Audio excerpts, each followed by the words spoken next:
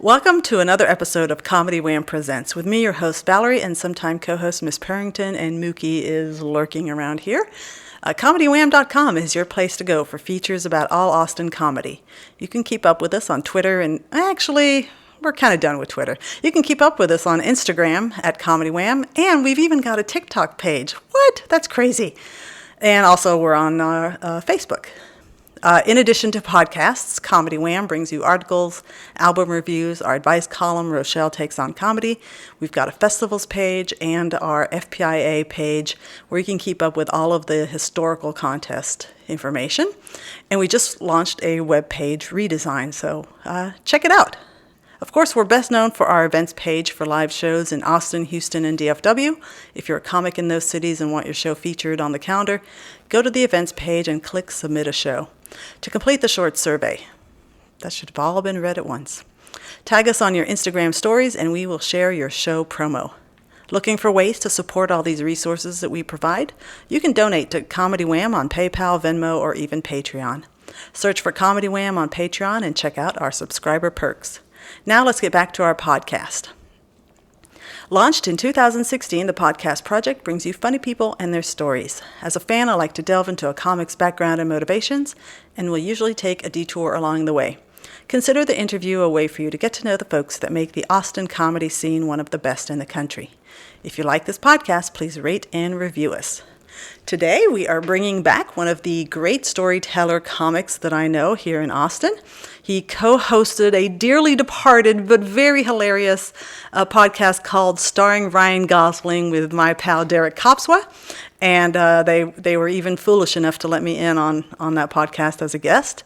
You've seen him on all the showcases around town. He's also the host of Critical Hit, a dice-based choose-your-own-adventure show. Wink, wink. We last talked to him in 2019, and he is here to talk about many exciting things, but there is one record-breaking thing that he plans to talk to us about today. And now Comedy Wham presents our returning guest, Evan Rabalais. Hi. Hi. How's it going? Good. Everything okay? Yeah. Okay. All right. Yeah, I was just tagging you guys on an Instagram story. Oh my gosh, how exciting. Live. That's right. I got you calling me the one of the greatest storytelling comedians you know. Oh, nice. Nice. I wouldn't even call myself that, but I love the ego boost. Of course, and the mug that is, the mug that you've only given me and no one else. It says best period comedian period ever.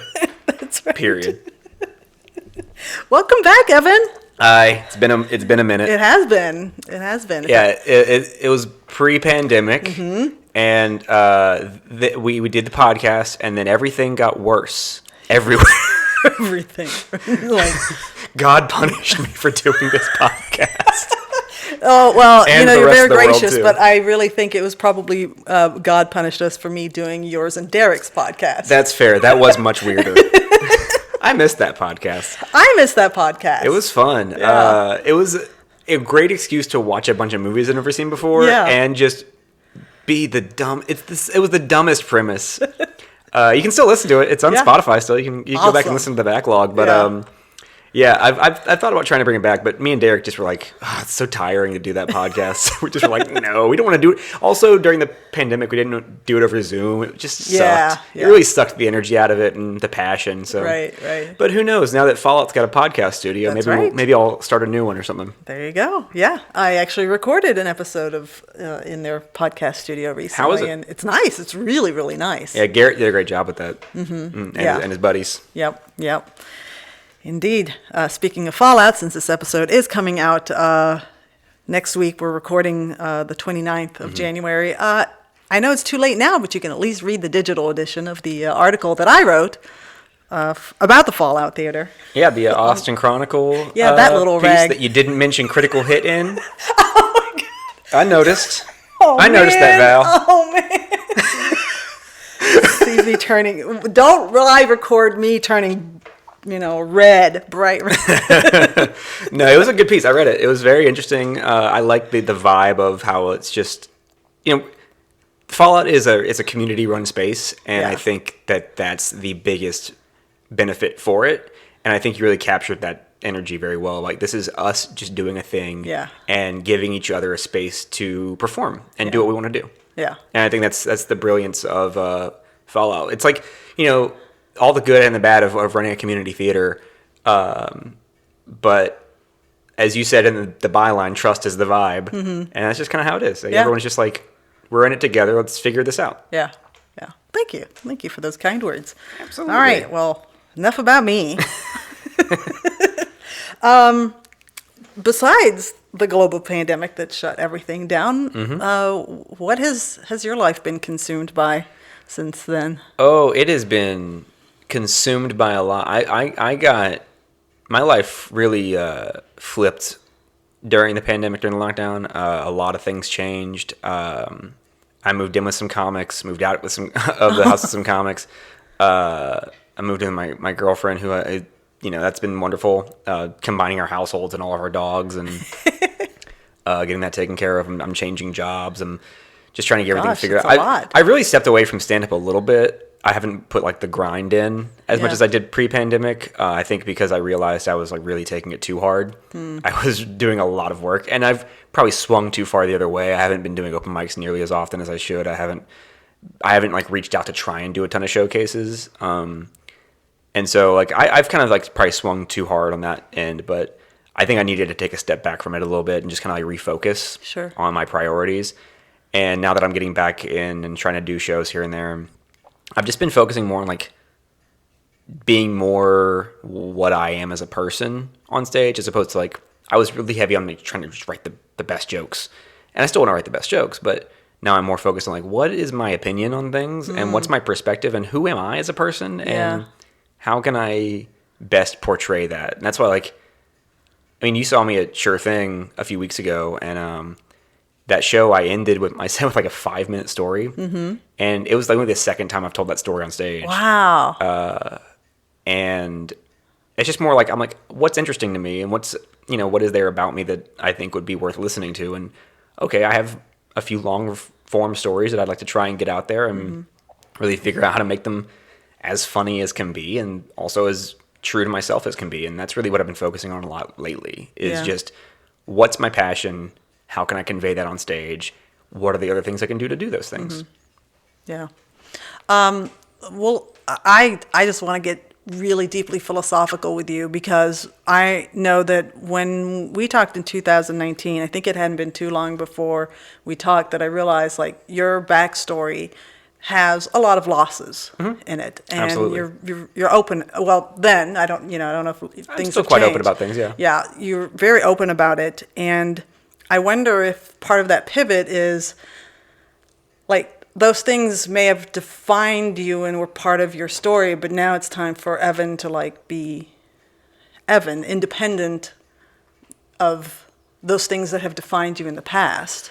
Oh, sure. That's probably a lot to do with it, as well as even though those things had defined me and the way I kind of created stuff and the way I was very open about it, and I wasn't really utilizing them. Yeah. And I think now it's more about utilizing those stories and those lessons in the actual comedy itself, as opposed to just being like, yeah, I've lost a bunch of people in my life and all this crazy shit happened to me, and because of that I can write a great joke about 9/11. And it's like, no, because of that I can actually write from the perspective of having lost a lot of things but still keeping like a funny tone about it, because as someone who lost a bunch of stuff, I remember what it was like to laugh through those things, and I can maybe try and bring that same kind of energy into these topics. And it's kind of like, it's just using those same lessons in a different way, I think. Yeah. I have gotten a recent really strong appreciation for the storyteller comic. I'm sure you're familiar with the name Johnny Taylor, who comes through Austin every once in a while. And great guy. I caught him recently, and like, it's, yes, there's talent to writing a really strong one-liner or the strong setup punchline joke, but to tell a story and weave in humor, that you can't easily do that at a mic where you're given 2-minute sets. Yeah, I mean, at open mics right now, I'm really just focusing on like just some short ideas, like, I'm angry because I work retail, and it's like the quick joke is like that. Yeah. And then stories, like, the hard part is you do have to basically work on them at these good shows. Like, Sure Thing's a good show. Yeah. You want to do well at Sure Thing, and I'm risking 5 minutes of my 10-minute set with this long form story that I've told twice. And you just got to trust that, like, I'm funny. I've told this story to people, and they've liked it. They've thought it was funny. I just have to trust that the way I've told it to people, I maybe want to punch it up a little bit here and there, but the way I've told it is funny and people like it. So I can just follow that instinct. You know who I think is one of the best storytellers in town is George Anthony. Yes. George, so I do the show Critical Hit, as you mentioned, and it's currently a tabletop role-playing game comedy show, but it was a stand-up show for like a couple months when I first started the show, and George did one, and there was no one there. There was like 4 people. Oh. It was a bomb show. Ugh. But George goes in there, he's like, you know what, fuck it. And he just spends his whole set telling this insane story about his brother. And it was just hilarious. And like the fact that these 4 people in the crowd like were there and they appreciated it, they loved it, and he still gave them something entertaining. And even though it's like, I just really gained an appreciation for George and the art form of storytelling, I think, around that time, where it's just like, wow, this is really higher level, I think, than what I'm currently doing. And that's really what it boils down to, I think, is just trying to take myself to a level I think I can go to. Yeah. Okay, so Critical Hit is something that you've been running the show before COVID. I don't remember when that launched. Yeah, I think the first stand-up show was in 2019, and then that lasted for maybe a few months, and before I moved over to Spider House, and it became a D&D show, essentially. And then that moved over to Fallout, and it's been there since. And then I did it like 1 or 2 Zoom shows, but I really, that show did not work over Zoom for me. So I took essentially like a year and a half, 2 years off during the pandemic, and we've come back, and it's been great. Post-pandemic, or post-lockdown during the pandemic, the crowds have been like just steadily growing more and more. I've actually been doing less and less promotion each month, and people still keep. I'm like, nice. Look, if you keep showing up, I'm gonna keep not working hard and getting people out there. The more you guys keep showing up, the less I try. So please, it's so twisted. Give me some sweat, please.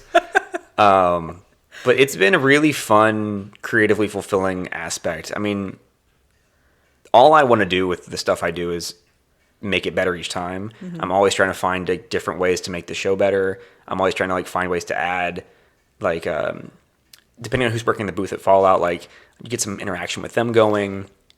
I'll try and bring more props and more just options, and just try and be as visually stimulating as possible during the show as well to keep people engaged. And I'm always looking for those improvements, and it's a long process with a show like this, because you usually have like just an hour to work on it, and then it's gone for a month, and then you're like, well, maybe I'll try this next month, and then you have to wait 30 days before you can try this new thing you thought of. So it's a challenge in that aspect, but I'm just looking to try to always make those things that I do better.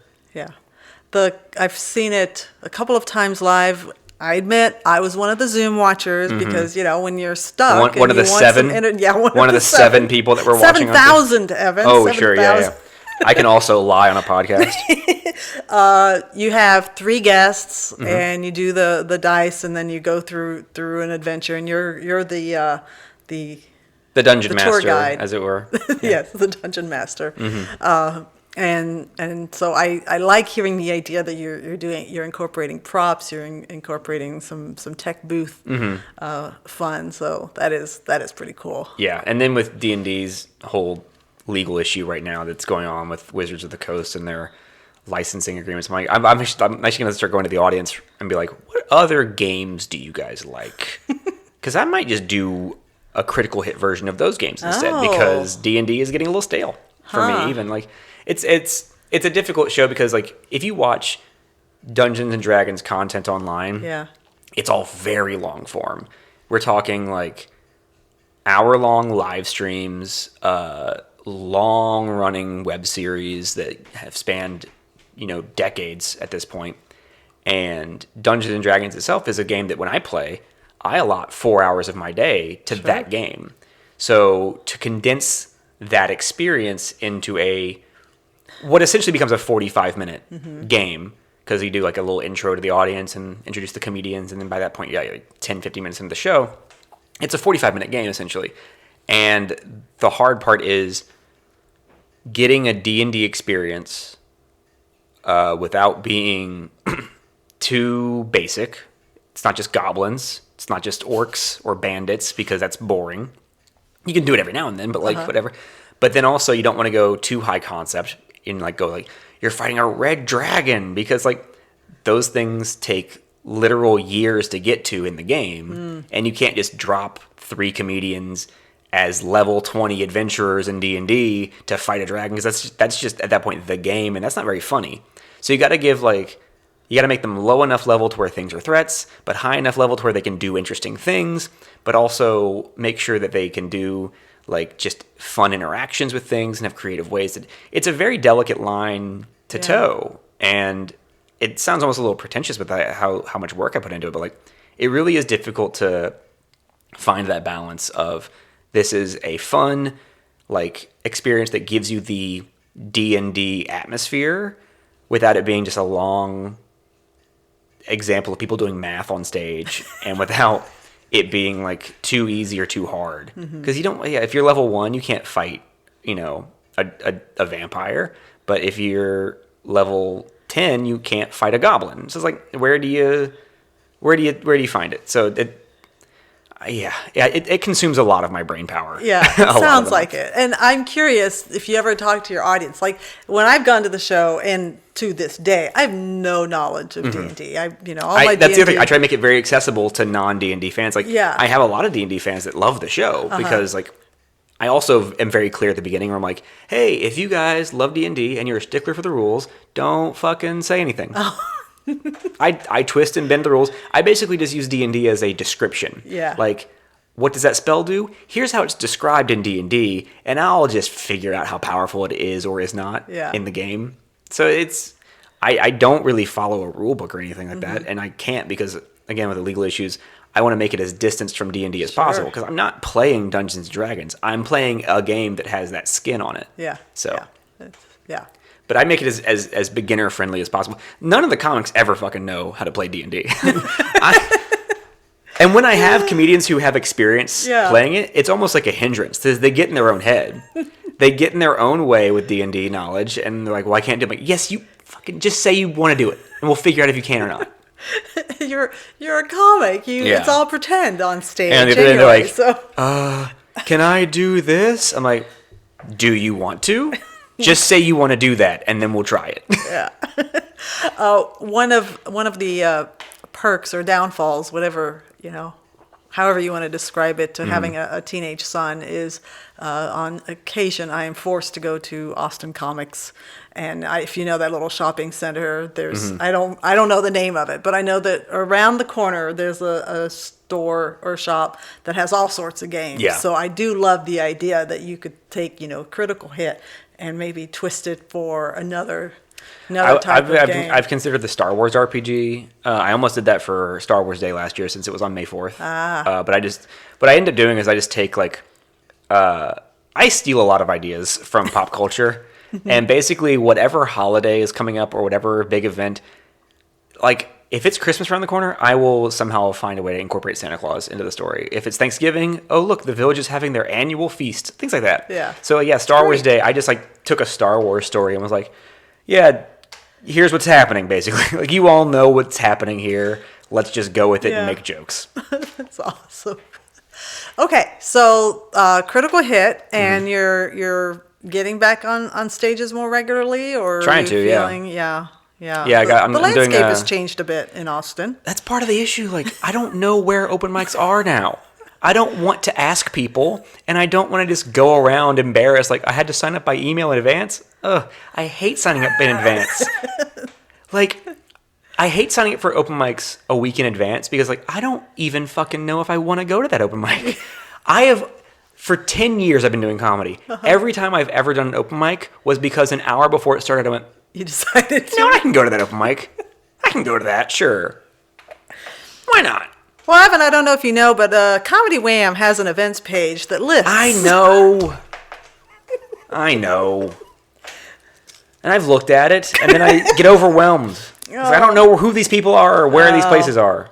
Well, but your friends are, they know the good ones to go to. Yeah, and there are some good ones. There are a couple ones. I'm doing a live at Cold Town next month, and I'll be sure to check that out. I know they have the Sunday mic now. That I'm going to try and check that out. And Kick Butt's still going strong. I still hit that one up every now and then. Yeah. I still love Kick Butt. And Fallout has a Monday mic, I think. Yeah. Garrett does something there, and I try and keep an eye out for things to go to and stuff like that. But yeah, I'm trying to be more regular about going out and seeing people and reminding them that I exist. Yeah. That's the hard part about comedy is like, tough. Hey, I exist. Right. Book me. Yeah. It's out of sight, out of mind. Absolutely. Easily. It's very easy to get out of mind in this. And like, because there's people who I've known for literal years. I'm like, who can I book? And they're like, oh, I ran a podcast with Derek. Of course I can book Derek. I forgot he existed for a minute. Well, and Derek runs a showcase, so you got to hit him up. I did. Several. I did the one at Fallout. I still haven't done the one at Pinballs yet. Derek. Oh boy. No, I love Derek. But yeah, I'm just trying to stay out there and be more regular. Than I have been the last year. Yeah, it's definitely a different scene, but what I'm observing is it's kind of leveling out now, so that all of the great producers before COVID shut down are back, and they have their venues. Some of them that had long running shows like Buzzmill or Buzzkill are still going strong. So it's now it's the balance of I have my old favorites, and then just finding with the new venues. Yeah, exactly. Just finding out where the people I like go to and going there, essentially. Exactly. Okay. Do we want to get into anything else, or are we ready to just go in full tilt on this little tiny project that you've tackled? Yeah, let's just get into that. I'm working on a small thing that, it's a little project that, it's fine. 6 hours? No. Is it 9 hours? It's not. That's neither. It's 96 hours. 96 hours. I'm producing a comedy show that, it's 4 days long. So I call it a festival, but it's essentially just one long show that's 96 hours long in an attempt to break the world record for world's longest comedy show. Wow. Okay. First of all, why? So 2 reasons. First of all, I actually performed on the festival in Nashville that currently holds the record. I performed on theirs in 2016, and it was a lot of fun. It's very overwhelming, but if you enjoy being around comics all day, every day, and just doing weird shit at all hours of the day, that's what this is. It was just, I showed up in Nashville. That's when I still lived in Baton Rouge. I drove from Baton Rouge to Nashville, got there at 3 a.m, and when I got there, they go, "Oh, you want to go on stage now?" Because they needed it. They needed it. Yeah. The 3 a.m. spot dropped out. You want to do an hour right now? And so I just did an hour at 3 a.m, which was essentially just me having my notebook in hand and just running through it and going, "Is this funny? Is this funny?" Because it's just you and 10 other comics in the room. You're essentially doing an hour-long open mic, which was honestly greatly beneficial. I got to work on a lot of jokes during that hour. There you go. It really is the kind of thing where I think I grew more in the 3 days I was there doing. I did 3 sets on the festival itself. I had more. I was more productive during those 3 sets than I had been the last 3 months prior to that, because there's so much work involved and there's so much opportunity to do whatever you need to do at those weird hours, 3 a.m, which you normally wouldn't be able to do anything but talk to the mirror at 3 a.m. Sure. And now at least I can get some feedback from these comics who are here and hey, do you guys have any tags for this? That's what we did. One guy was just bored. He called a sex hotline on a expired credit card. And that was 15 minutes of his set was just talking to them on speakerphone. It just got weird, and I performed on that. And I had a lot of fun, and I thought this would be fun to do all the time. It's just make this an annual thing. And they unfortunately, they ceased doing that. And I thought even back then, 6 years ago, essentially, that'd be fun to try doing that.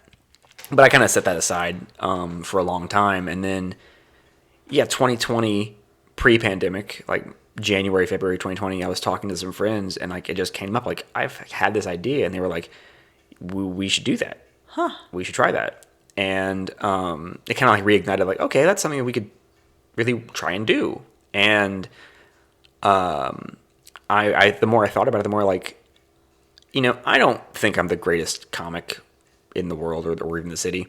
I think I'm good. I think I'm, I can be on any show and be fine. But like, I don't think I'm like the world killer, I'm not like the first person people think of and think, who's a great comic? Oh, Evan, I understand my limits and my level. But what I do think I'm good at is putting together a good show. I think I'm really, really good at putting a lineup together, figuring out like what times work best, like figuring out the math of if you do this much time, we have this much time, and you can do that with the production side of it. And this is kind of the ultimate test of being a producer. Yeah. Is putting together a lineup of, I did the math, there needs to be at least 150 comedians. Wow. Ideally, we're looking at 200 because there can be repeats, but ideally you want as many people as possible participating. And it's organizing that many comedians with that many sets and that many set times and that much, like organization is difficult. And I'm like, but it excites me. It like really trying to organize a show like that, like really tickles my brain in a positive way. And it's like, not only that, but I get to throw myself on stage for an hour at weird times and really work on things that I want to work on that I normally wouldn't be able to because, well, we have to fill 96 of these hours. So let me do 30 minutes at 4 p.m. just trying to figure out this long form story, And a lot of comics like that, doing that kind of stuff. And I wanted to do this because it's weird, it's interesting, it's fun for me to try and think of the math of this production. And on top of all that, like at the end of the day, if it's successful, my name's in the Guinness World Record book. Like that's cool. That's a cool little thing. There's a lot of challenges. It's been really frustrating at times trying to put this together. It's been really stressful trying to get people to submit. Because like the hard part is I can't just ask people to be on it. That would be easy. I could ask 100 comics and they'd all say yes if they want to be on this show. But I literally can't just do that because the Guinness World Record people are very, very strict. They sent when I applied for the record and they got approved, I got a 30-page PDF just talking about how I need to submit the evidence after it's over. And I have several pages on the guidelines of who qualifies as being of a sufficient standard for the comedians to perform. So they have a lot of questions. Like I have a submission form link in my bio on all social media platforms that it's a Google Doc essentially that you fill out.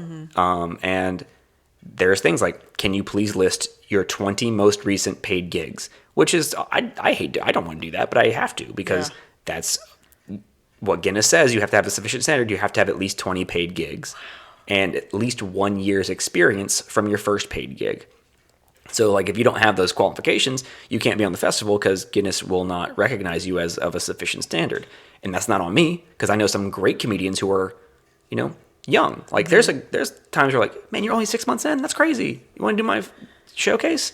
That happens all the time. It's like part of growing as a comedian. But the unfortunate thing is when you have something like the Guinness World Record people saying this is the standard, like you have to follow it because they won't recognize the record attempt if anyone falls below that. So the difficult thing is I can't just ask people, what do you want to do it? Even though I know they qualify, I have to literally have them submit with this form because I also have to take those forms that they submit and compile them as evidence for Guinness. So it's difficult to try and work. So you liked all the math and the programming and trying to do that, but you didn't realize the amount of paperwork. I realized it. I was just hoping that I could say, hey, everyone, please submit. And every single person I know goes, you got it. Yeah. But they don't. Yeah. I mean, don't do comics that. As a rule to get them to do paperwork. And I will have to message every single comic that I know. I'm going, please fill this form out so that I can ask you to be on my show. Please. I don't want to do that. Please just submit. Just submit. Just find the link. It's in my page. Just submit, guys. I want you on the show. Yeah. Well, for a brief period of time, I was a producer of a show, and I cannot even imagine trying to do 96 hours of coordination when you know that the reality is 5 minutes delay slips in, 10 minutes delay. I've actually already started doing the, without names of comics, I've actually started laying out set times. And one of the things that I figured out I can do is I'm basically blocking it out. So from midnight to noon, the show's going to be free. It's just hey, that's when we need people the most, is because there has to be at least 10 people in the room at all times. And so from midnight to noon, it's hard to get people to a comedy show. So you're it's free. Come hang out. Yeah. We'll get you a wristband still because it has to be ticketed, but it's free. And then from starting at noon until midnight, it's going to be in 2-hour blocks. So noon to 2, 2 to 4, 4 to 6, etc. And what I figured out is that I can essentially book an hour and a half to an hour and 45-minute comedy show for each of those 2-hour blocks. And then, so if I host the noon show, I will host it, and then by 1:45, that block will be over, and the host of the 2 p.m. show will come out after the last comic of the noon block, and they'll do their set until 2 p.m. So their set's going to be at least 15 minutes, but they're not having a set time. So I build in those buffers, because those things happen, so we build the buffers into the actual show itself, and that way that can let us correct it. So, if I scheduled you for a 2:30 slot and someone went 5 minutes over and blah, blah, we can buffer that out. Yeah. Which is also why one of the things is that Guinness says every comic has to do at least 15 minutes while they're on stage. Huh. They can do more, but they can't do less. And if anyone does less, record attempt's gone. So I'm booking all 20-minute sets. So you can go under 20 and still be fine. So we can build buffers in that way. As be okay, if you do 18, we're still good. But if you do 14, I'm fucked. So please don't do that. But yeah, so I'm booking all 20-minute sets, and that way, again, you can build that buffer in. You can go a little under if you need to. But yeah, that's the kind of stuff I'm thinking about literally all the time right now. Yeah, no, I bet. And so it's that's why I did the math. It's if I did all 20-minute sets and blah, blah, blah. And then, of course, from midnight to noon, you're looking at random hour-long sets here and there. And I'm just trying to get people to help out when they can too. Garrett Buss, who was fantastic, as we've mentioned a couple times, he's helping out on the production side a little bit. We're talking about flyers and figuring out how to work with the tech booth with Fallout and figuring out ticketing and all that kind of stuff. And then my girlfriend, she's helped out a lot. She's been helping with the graphic design just because I am an idiot when it comes to graphic design. I've tried making posters and go, that looks terrible. I'm okay, well, all right. And she's done something that's good. Okay, great. Let's work with that. So she's been helping me with that, and also just being very supportive. Because I'm hey, I'm going to be just not available emotionally or physically for 4 days straight. And she's I'm not happy. I'm that's fair, but she still supports me. I'm thank you. Thank you. I know it's a lot. It's a big ask. I know. I'm an asshole for this. I know. Plus all the brain power you're using, leading up to it. I'm going to be so stressed out. I'm going to be a nightmare to live with. And I will not blame her when she's just, not having a good time with that. I'm it's fair. I'm the nightmare right now. Please. It's time to become the Please forgive me. Please forgive me. Best friend. Yeah. That you can, bring her flowers or chocolates or whatever her. It's gonna be a lot of flowers. Yeah. A lot of flowers. Cooking a lot of dinners. There you go. A lot of words of affirmation. Well, there's a ton more questions that I have, but let's do our little intermission here. This open-ended card game, which I got from Richard, our web guru, Where Should We Begin, has been very fun. So you pick a card. I'll read it. Did you read it? No, I didn't. Okay, all right. Okay. I miss the days when I could... ... Okay. I miss the days when I could just go to a friend's house and just be there until I left. I could just go to my buddy Austin's house after school or after work, and we would just be there probably until the end of the weekend. Just be there for days at a time. Yeah. And we would just hang out. And I didn't have anywhere else to be. It was just me and my friends hanging out. Yeah, those days gone for most of us as adults. Mm-hmm. I mean, that's why I try and take a little trip back home whenever I can. And I actually am going in February for a couple of days to watch the Super Bowl with my friends because we have a fantasy football group. Nice. And we're like, hey, let's get the group together and watch the Super Bowl. Like a nice little gathering. Yeah. And also, I'm like, I just miss my friends, and I want to hang out with y'all. So I'm going to be there for 3 days, and we're just going to hang out. That's all we're doing. Sweet. I'm making you hang out with me because we're friends, and you love me, and you're going to show it. And they're letting you, right? Yeah, they are. Of course, they are. They're good friends. They are. I love my friends. Okay, let's see how I fare. All right. I spend too much money on... Oh, God. Starbucks?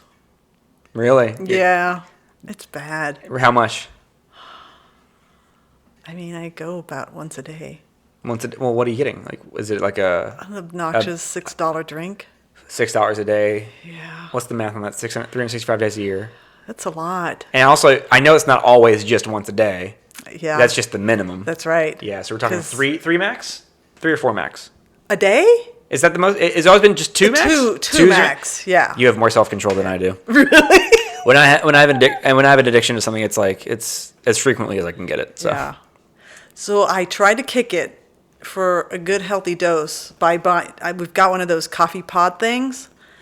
I get a chai. I love chai teas. Mm-hmm. And I try to do the pod versions. Mm-hmm. They just don't. They don't scratch that same itch. No. Well, do you want to know how much money you're spending? Minimum, conservatively, sure. $2,200. Oh my God! A year, if you're going every day for a $6 drink. Oh God, Evan. Okay. I'm just saying. All right. That's a lot you can do around the house. Yeah. Or for yourself. $2,200 is not nothing. I know. Okay. All right, Evan. And what I'm going to tell you is that is $2,200 well spent because we all love something. And if you love something, don't let it go. That's a fallacy. With that term. It's a fallacy. If you love something, let it go. Why? I don't want to. I love it. Yeah. That's how I feel, at least. Well, yeah. I mean, I spend too much money on Blu-rays, so I get it. Oh gosh. Yeah. Movie buff. Yeah. That's why I love that damn podcast because you guys are such movie buffs and it came through and. I have watched so many. My fucking Letterboxd is insane. I'm just like watching movies as often as I can. Like I watch 2 or 3 a day if I can. Wow. I end up having too many chores to do or like errands to run. Or I'll be at work, which really gets in the way of me watching movies. How dare I be at work? Yeah. But yeah, like I'll watch as many. Like I watch a lot of Korean and Japanese cinema as well as American. Mm. And I just watched Sympathy for Mr. Vengeance, which is Park Chan-wook, who did Old Boy, and his new movie Decision to Leave is apparently, I haven't seen it yet, but I want to. Handmaiden, that's his big movie recently, really good movie. But Sympathy for Mr. Vengeance is like, the whole premise is like, oh yeah, it gets worse though. Oh no. Oh yeah, that life is hard, and it gets worse. Oh, it's boy. way worse. And like the whole time, you're like, nothing good is happening to any of these people. One guy has sex, and then it goes worse again. It's horrible for it. Yeah. I love what's it called again? Sympathy for Mr. Vengeance. Sympathy for Mr. Vengeance. It's from 2002. Okay. It's really good. Right. My boyfriend and I, we have movie nights, and because it's long distance, so we'll watch a movie. Where does he live? Los Angeles. So. Ooh, fancy California boy, huh? Yeah, right. Is he part of the problem here in Austin eventually? I don't know. Or are you going to be part of the problem in LA? I might be part of I don't know. I like my new house. I'm going to stay here for a while. Yeah, that's fair. So he'll have to figure that shit out. But we watch. Put it on him. Yeah, I like to watch, I think since 2019, like I really appreciate watching obscure random movies. Like I always try to find something, a foreign movie, because I can read subtitles and still have a conversation. He can't. Yeah. So he's always lost with the movies. But there's some gem foreign movies out there that we've seen. Absolutely. Like, I love foreign movies. I think it's like, I remember when Parasite won Best Picture, people were like shitting themselves over it. Like, because there's some very nationalistic people who are like, subtitles. Oh, God. And I'm just like, shut up. Yeah. I want you to shut the fuck up. Because the dad from Parasite, I cannot remember the actor's name, but he is an amazing actor. Yeah. He's in Sympathy for Mr. Vengeance. He's in a ton. He's Memories of Murder is my favorite Bong Joon-ho movie. Same guy did Parasite. My favorite movie of his is Memories of Murder, and he plays a detective in that, and it's so good. The host, he's great in that. Another Bong Joon-ho movie. He's just a great actor all around, and I think if he was an English-speaking actor, he'd be up there with like a Brad Pitt in terms of just popularity. Like every time you see him, I'll see any movie that guy's in. That's how I feel about him. Right. If he's in a movie, I'm like, well, I'm watching it. Yeah. So. Yeah. After watching Parasite, I always butcher the director's name, but I tried to binge as many of his movies. I think I ended up watching 3 or 4. Mother is probably the only one I haven't seen. Mother is really good. Yeah. That's fucked up though. Yeah. Yeah. Well, all of his movies have a fucked up element to them. That's true. Memories of Murder, especially. Have you seen that one? I don't know if I have. That was his first big movie. Okay. It was about South Korea's first serial killer. Huh. And he hadn't been caught yet whenever it came out originally. Oh, gosh. And then Criterion was doing a Blu-ray release for Memories of Murder. And they announced it. And then after the announcement, they caught the guy. Oh, my gosh. And so there's a special feature on the Blu-ray about Bong Joon-ho is talking to someone else. And they're talking about, like, what's it like knowing that the guy got caught? He's like, I don't. They're just talking about the actual guy versus the movie and all that. It's crazy. Wow. But that movie has I love creepy atmospheres. I'm not a huge horror movie fan as a whole. I've grown an appreciation for the genre, but like, I like thrillers more than horror. Yeah. And so I can still appreciate like creepy because of that, because thrillers are often very creepy. Right.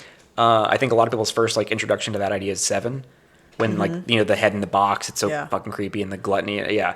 And in Memories of Murder, there's a scene where the serial killer he targets young girls. Of course, serial killer targeting young girls. Who'd heard of such a thing? But there's this young girl walking in at night in the rain, and she's like, this field of like really tall grass, and in the field, in the rain, in the dark, you just see these eyes appear like way in the distance, and it's so fucking creepy. And that scene I was like, it just set all the alarm bells off, and I was like, I love this movie. This movie's fucking great. Okay, I don't think I have seen that one, so I will add it. I remember the one that is most, well, there's 2 that I remember very vividly. The one where it's like the creatures start taking over and everybody's living in a bridge or something like that. Not really good with names. And then the other one was centered around the apartment building, and there was a missing dog at some point. Barking dogs don't bite, something like that. Yeah. And Snowpiercer was the other one. No. Oh yeah. Okay. No. Well, he did Snowpiercer. I did see Snowpiercer, but no, the other one is, I don't know. We're so off topic. But I actually wanted to talk about how we had just recently seen Scarface. My son and I just saw Scarface. What a controversial movie that I have a lot of mixed opinions on. And I was just stunned because I was looking at the background on it, that it didn't win any Oscar, and it's just like, it stands up. Like, and there's so many tropes from it. It's, which I've always known. Have you heard John Mulaney's joke about Scarface? Where he goes, I love when people compare Scarface to other better movies. Like, oh, my favorite movies are Scarface and The Godfather. He's like, oh yeah? Well, my favorite foods are lobster and Skittles. Perfect. All right, let's redirect. All right. Comedy. Let's get back into it. 96 hours. Yeah. What are the dates for this May 24th at 8 p.m. we're starting. And mathematically, that means we're ending on Sunday, May 28th at 8 p.m. Whew. Yeah. And if it goes well, maybe we'll do it again at 97 hours next year. And then 98 and 99. Just add an hour at the beginning or end each year. Right. And you're still in your submission period. We are, yeah. I'm going to be taking submissions probably through March. I want to get... If anyone's from out of town, I want to get them approved as quickly as possible, because I know making travel arrangements is very difficult. Yeah. And especially, May's coming up pretty quickly. Yep. So for Austin comics, if you're local or if you don't mind the drive kind of last minute, we're taking submissions basically the whole time. But if you're from out of town, please submit as soon as possible so that I can like review your submission and get you approved or not, because I know making travel arrangements can be very difficult. So like I have a guy from New York who submitted. I'm like, I need to get some more. I have to have enough submissions to start approving people to start scheduling things. Yeah. Because I would love to just approve you outright. Great. But if the festival doesn't happen because not enough people submit, you got to cancel those travel arrangements. So it's a, I got to have enough submissions as a whole, but then still take submissions and start letting people that they're in or not. So yeah. And is this Memorial Day weekend? It is, okay. yeah. Right. I planned that because, people having the Monday off means that, you can be out on a Sunday night and not feel as bad about it. Right. And at Fallout. At Fallout Theater, yep. They've been, they were really excited when I brought the idea to them. That's nice. Well, Mason was really excited when I brought the idea to him. Robert Segovia is very hesitant. Oh, boy. I talked to him in the green room one time. The show came up. And he goes, "Yeah, every time I hear this, my hands just are getting sweaty." And Brendan and Duncan at Sure Thing. I've talked to them about it, and we're gonna be doing a Sure Thing block during the show because we don't want to cancel. We don't want to cancel the shows outright. But yeah, so I'll be working with them on their little portion of the show as well. So we're trying to work hand in hand with as many people as we can to get this whole thing as smooth as possible. Yeah, that's true. You do have to do coordination because they have improv shows. I mean, those are canceled. Oh boy, those are canceled forever. Oh, I actually called it. Fallout Evan. is a stand-up only now. Oh no. Sorry. Oh, That's Evan. the way it goes. Well. Sketch, dumb, hate it. Get out of here. Improv, I don't think so. You weirdos, get out of here. Takes here. We don't like controversy here. As someone who runs, I run an improv show. Critical Hit's an improv show. I don't know if people know that. That's true. Technically, that is correct. Also, fun fact, I can't do Critical Hit during the festival either. Because it has to be straight stand-up. So originally in the guidelines, it said they defined stand-up as one person on stage at a time holding a microphone and telling jokes. And I said, what about double acts? Like the McEwens, for instance, or, Sklar Brothers. And I had to submit an inquiry. I was like, what can we get? And they actually responded like a month later. They go, okay, we've redefined it to be one act on stage at a time. Okay. So if you're a double act, that's fine. But I did have to clarify that with Guinness. Can it be musical comedy? Yes. It can be musical stand-up. So like Bo Burnham, early Bo Burnham would count. Yeah. Dimitri Martin would count. But anything that is primarily like a musical, I would say does not count. Yeah. I have to be extra cautious. Vanilla Presley, for instance, I would say probably counts because they're kind of joking around while they're rapping on stage. But one of the guidelines is also there can't be longer than 1 minute without the person on stage speaking. Yeah, I know they're very strict. So no one can just be up there and just standing there for an hour, and you got to be talking the whole time. You don't have to be funny because stand-up is a risk, but you can just be talking. So musical acts sometimes the setup can take longer than a minute sometimes, so you got to be very cautious with that. So we're trying to keep it as minimal as possible to that, just to keep it easy and keep it flowing naturally as well. Yeah. So crowd work. Yeah, that's fine. Okay. Yeah, I mean they don't say anything about like whether or not it's funny because you can tell a joke and just people don't like it. Yeah. You didn't not tell a joke, or you can tell a story and it not be funny, but like it's not up to them to decide whether or not you were trying to be funny. Yeah. I could tell a story about me getting mugged, and if people don't think it's funny, I'm like, that's on you. It's not. I thought it was funny. So, but they are also pretty strict. Like, two comedians cannot tell the same joke. Oh my gosh. So I have to be pretty cautious about like any similar jokes. Be aware. Yeah.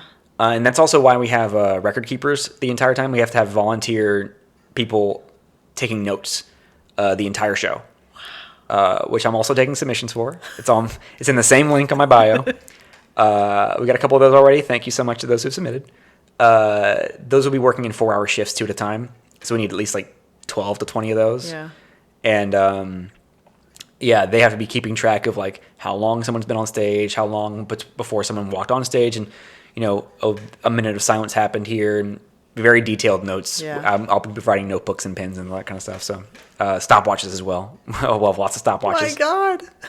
We have to have a big digital clock doing the time on stage, visible of a camera, because we have to have video evidence of this happening. We will be live streaming it, but I think we'll be closing the live stream to be private just to prevent people from just watching that and that being their experience with it. Because we want people to be there. Mm-hmm. They have to be in the room. Views on the Twitch stream don't count as people being in the room. But yeah, so it's a very in-depth setup guide that I have to follow. Yeah. Where else do you need help besides the record keepers, the stand-ups? I'm right now we're working with Fallout to figure out ticketing because it's difficult to figure out. It's not because even just a regular festival, Moon Tower, for instance, there's different shows at different venues. You can get a ticket to just that show. Right. You know, you can get a weekend pass for the entire thing, and you have a silver badge. You walk right in, go wherever you want to go. That's not as easy with this because it's all one venue, and there's no turnover time. We can't have a time like, okay, that show's over. We'll be back in an hour. Yeah. No, we have to. That's part of the hosting sets that I talked about earlier. Is hey, by the way, you have the worst sets. So if anyone's hosting, which I have a question on the form, like, will you be willing to host it? If you have a hosting set, you are going to be guaranteed to have another set somewhere else that's not a hosting set because you're getting the set where it's like, hey, during your set, some people are leaving and some people are coming in, and we're getting everything resettled. So you just have to be the person on stage talking during the turnover of the audience, essentially. And if you're entertaining, that's great. But yeah, so right now I'm trying to get the ticket link set up for, we're going to do a couple VIP passes for essentially a weekend pass, come and go as you please kind of thing. Mm-hmm. That'll probably be around $250 for the weekend pass. We have a set number of those. We're trying to sell those as quickly as possible and use that money to finance some of the equipment. Yeah. So that's what we're doing right now is just working on that. In terms of what we need help with, I really just need help with people submitting. I need volunteer submissions. I need comic submissions. So I'm printing out some posters for the green rooms around town. Like, hey, scan this QR code. It'll take you to the link to submit to the page. And it's really all I need is just word getting out, making sure people know about it and are interested in it. And I'm also happy to, if anyone has any questions, I'm also happy to answer questions all day, every day on my Facebook Messenger. I'm around. Instagram DMs, hit me up. Yeah. I'll answer your questions. I'll let you know what's going on. I'll let you know if you're able to do it or not. I think once we have everyone signed up and once we have tickets sold, everything else from that point on is going to be relatively easy. Sure it is, Evan. Comparatively speaking. But, like, I can't put on a festival with no comics. Yeah, you kind of do need that. Yeah, so that's the hardest part is like, hey, comics, sign up. Please, for the love of God. That's what I came on here to do is just yell, sign up. Please. Originally, it was going to be an hour of me just saying, sign up. Please, sign up. Please, sign up. Also, if anyone has any voice acting gigs, I'd love to do that. Or acting gigs. I'm an actor also. I'm out of practice, but I'd love to do it. Just promoting myself. That's what this is for. I know. All right. So when the festival is over, yes. What's the process after that? How long do you have to put all the paperwork together and submit? I can submit at any time. Basically, it says you're approved for the record. Let us know when you're ready to submit it. So once I compile all the evidence, I'm hoping to have all the evidence compiled before a week is out. Just making sure everything's organized and filed away properly. Yeah. Once I submit, who knows how long it takes, because I did not pay for Guinness Pro, which is a thing to do, but you can pay basically for VIP access. So they'll give priority. They'll expedite your thing, prioritize your record keeping and stuff like that.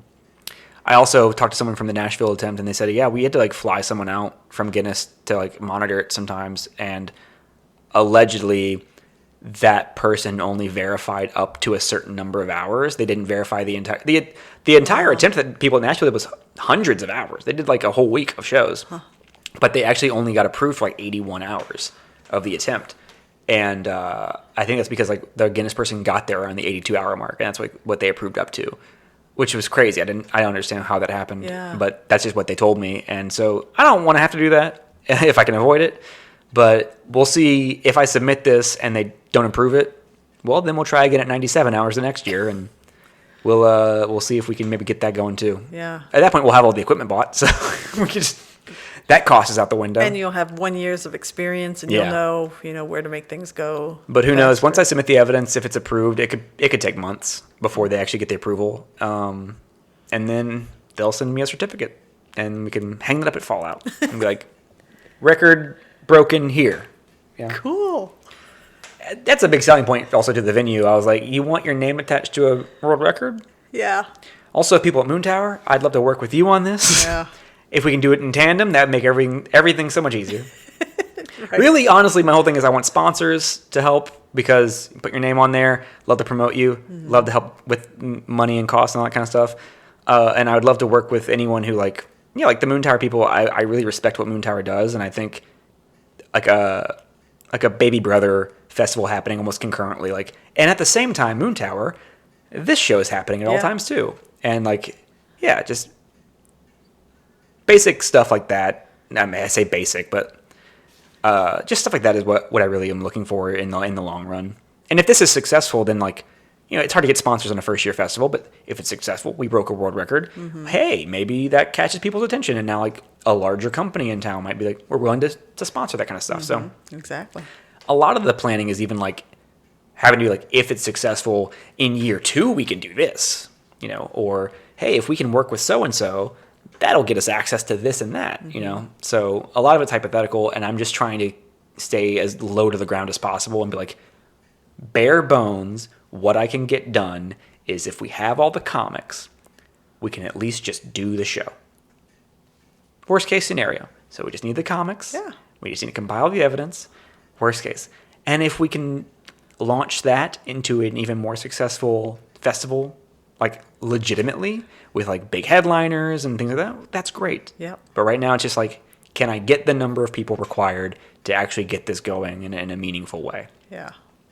And back from your days in Baton Rouge, mm-hmm. You had some big names that I did. So maybe I worked with a lot of them. I've spoken with a couple people briefly about it.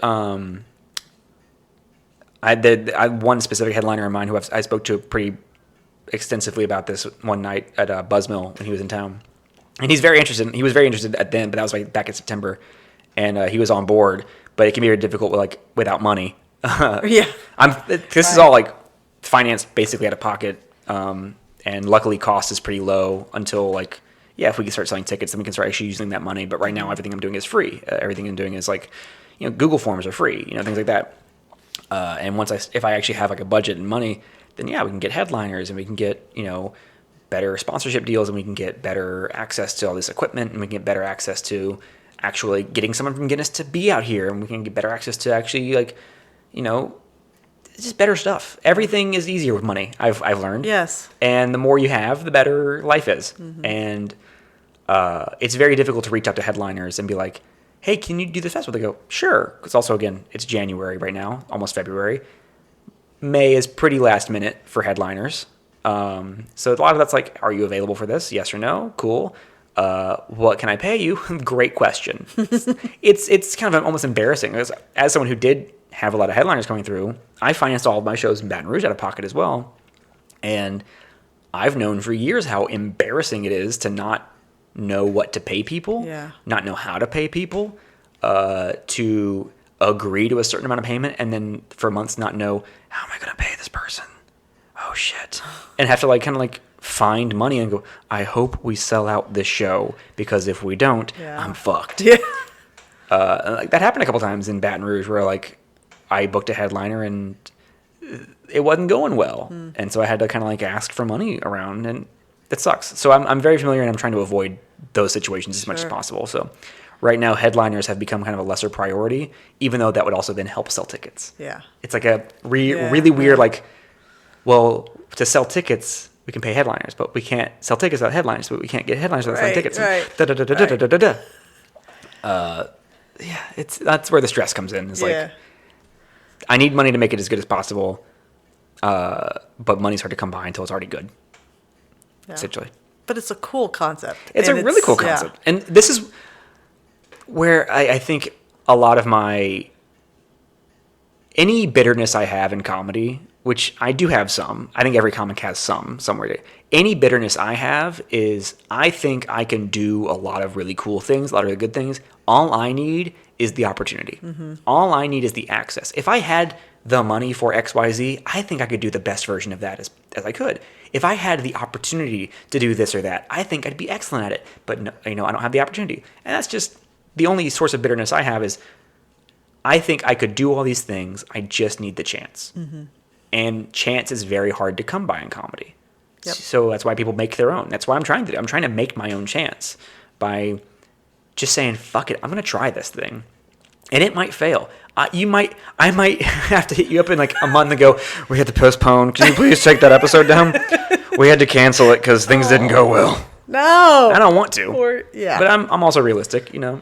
There's always a chance that it fails. But I have to just bite the bullet and say, I'm doing it. I'm trying this thing. And you've had the idea 7 years. I've had the idea for a long time. Yeah. And I'm just like, I'm sick of waiting. I'm sick of doing the thing where I'm like, yeah, you know, that'll happen one day. When is one day? Yeah. At least now, if it fails, I tried it, and I know what I did wrong. I can try again with more knowledge, or I can try again with like, okay, I know who to talk to get that done this time, you know, or I know, okay, I got really last minute last time. I knew I need to get all this done this early, as opposed to when I was doing it before, like, you know. Yeah. And you're gaining so much knowledge, even if you were to say, I'm just going to put together a 3-day festival, and it's going to be stand up, it's going to be that dreaded improv, it's going to be sketch. You know, you're building a lot of skills for yourself. Yeah, and that's also why I would love to work in tandem with an existing festival, because I don't want to. Austin has a lot of comedy festivals. It really does. Altercation and Moon Tower, and you know, we have. I can't even list all of them. Tons of them. Yeah. And I don't want to be like just another name in that crowd. I would love to work in tandem with another festival. Not even just because it's easier, but because like I think 96 Hour Fest I think it stands less on its own as its own thing. I think it would genuinely just work better as part of like, hey, Moon Tower Comedy Festival, all these big names, all these shows happening. And during all of that, there is this thing happening at all times. And because of Moon Tower and how crazy that is, oh man, you can't make it to that headliner show and this show that you also want to see. Yeah. Well, go to this show happening. There's always people dropping in because everyone on this festival is qualified to be on this festival. And they're happening at the same time. And like when I did the Nashville show, like Nate Bargatze just dropped in. Yeah, you know, midnight. He just showed up. Wow. He's like, yeah, I got done over at my other show, and I just came by, and they go, oh, do a set. He was like, okay, and he just did a set. Hannibal Buress, same thing. Like you just, that's the kind of thing that can happen with at the same time situation. Right. I think it works better that way, quite frankly, as like a sister show or a concurrent show, and I think the resources of a larger festival help make it like a barnacle, essentially. I would honestly just rather be a barnacle on the whale of a bigger show. The title. Than trying to like occupy another space. Barnacle Rabalais. Yeah, exactly.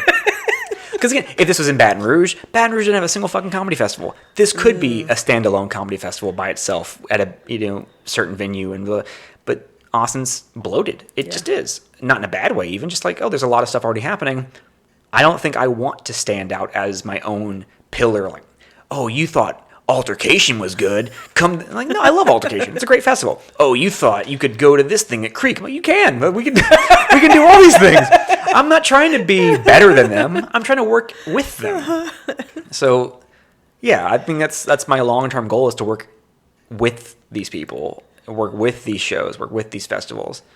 And I just want to do a cool thing. And I think that's the best way to do it. Yeah. That's the easiest way to do it. That's the most productive way to do it, is to work with people as opposed to try and be like the pioneer out in the Wild West of, doing your own thing and making your own way. Like, yeah, I'm making my own way in a certain context, but I'm also just trying to do the best I can. Yeah.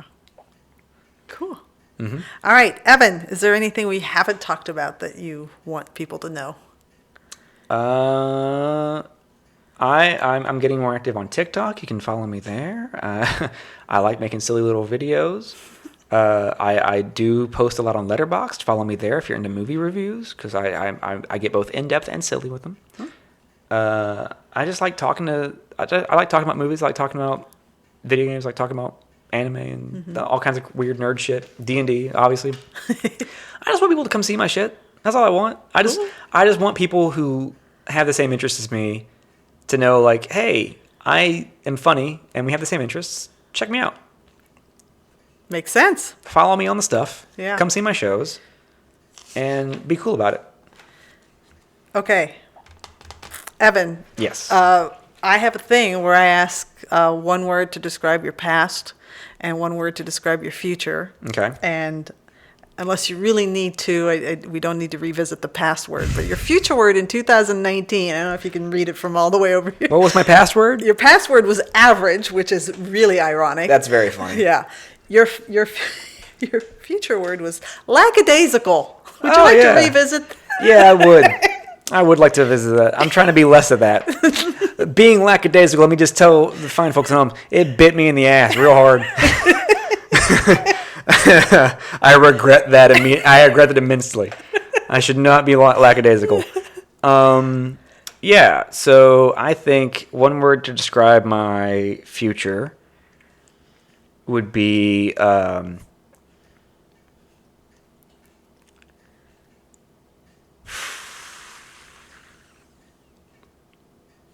ambitious. That website's out of date, by the way. I would just scratch that out. Oh, yeah. Just get rid of that. Just scratch that one. Don't worry. I have a process after anyway. I know. It's from like 2018. I was trying to send the vibe of record breaking as your future word. That's 2 words. Oh, well, it's hyphenated. So that is what it is.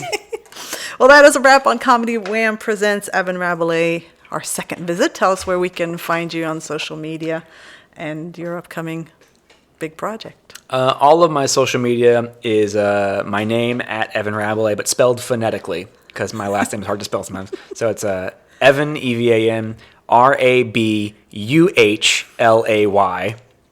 Evan Rabalais. That's, Instagram, Twitter, TikTok, I think is that. Letterboxd, I think is just Evan Rab, but I'm fixing that too. But yeah, just look up Evan Rabalais spelled that way and you'll find it all. And also, if you find one of those, like my Instagram, I have a link tree in my bio that will link all of my other social media sites. So that's where you can find me. And it also includes the Google submission forms. form. Yeah, the submission form is tickets to Critical Hit. That's on that link as well. You can tickets to Critical Hit. Yeah. First Wednesday of every month, we play a tabletop RPG as a comedy show, and it's very silly and stupid. And you don't have to know shit about RPGs. It's fine. I barely know shit about RPGs too, and my comedian friends never know shit about RPGs. So it's very beginner friendly, but also veteran friendly because I have a lot of veterans who are like, I love D&D and I love this show, and I'm like, thank you. Nice. That means the world to me. Nice. Happy medium. We hope you've enjoyed learning about how Evan got to be the comedic genius you heard today just as much as I have. Comedic genius. Did I write that? This has been Comedy Wham presents Evan Rabalais. I'm Valerie, and that's been funny. Thank you, Evan. Thank you.